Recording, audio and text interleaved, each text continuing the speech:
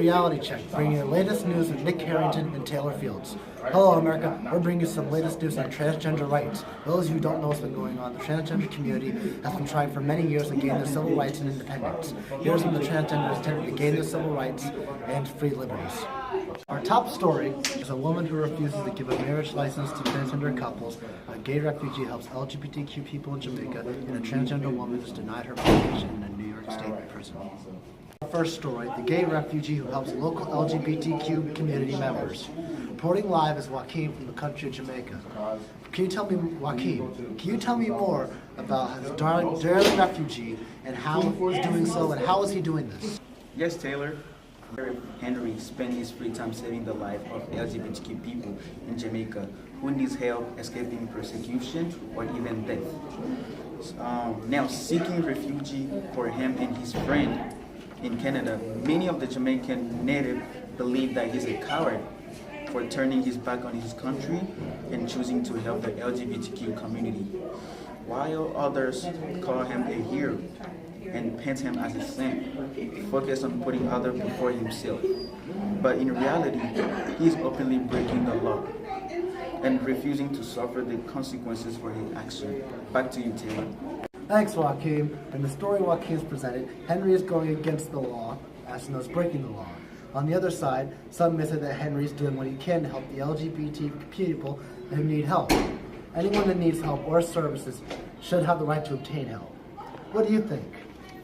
Based on that story, it seems to only be getting worse. Don't you think, Nick? Any comments? Concerns?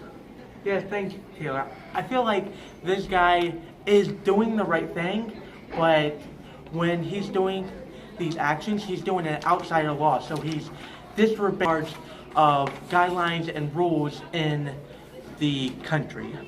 Now, our second story for today is a transgender woman veteran denied her medication from a prison in New York.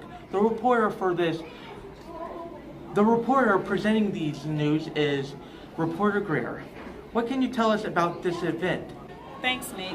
In New York, a transgender woman has won her court case against a Long Island state prison that denied her medication, reportedly for hormone therapy.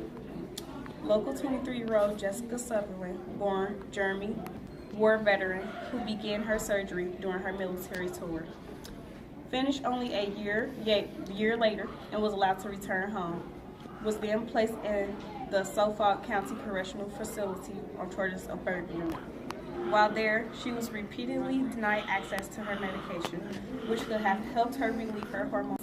Two doctors at the Suffolk County Jail for denying her hormone therapy caused her to store her lawyer described as an involuntary sex change.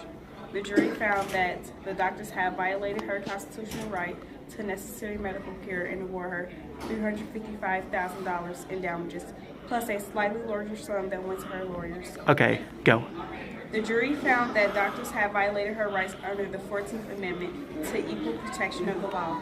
Advocates for transgender rights hope the verdict makes facilities think twice before denying care. Thanks to the court verdict, she was almost amused. I will tell them that God is going to punish them, she said at the Suffolk County Jail. Okay. And what you're doing is wrong. And they knew what they did was wrong. It's like a restaurant. Nobody ever leaves without paying. Life has a way of getting a person back. Now here's Taylor with a report of how South Carolina woman refused to issue license for transgender couples. Taylor. The issue of transgender rights in America is growing. However, many are concerned over the recent passing legislation pertaining to transgender rights, possibly because they feel threatened to discuss it. There was one woman who refused to issue a transgender couple a marriage license in South Carolina. It is downright horrific and undignified that they would allow those freaks to marry. A woman has stated, and I quote, that I was just doing my job and serving what the Bible has taught me, and that two people who love each other a lot can get married, but they have to be a woman and a man. They can't have two of the same gender. It is not just a public getting angry over this issue. All certain employees refuse to hire transgender people and applicants simply because it goes against the Lord's teachings. We're messing up God's divine plan by doing this, whatever the case may be. And that was Reality Check.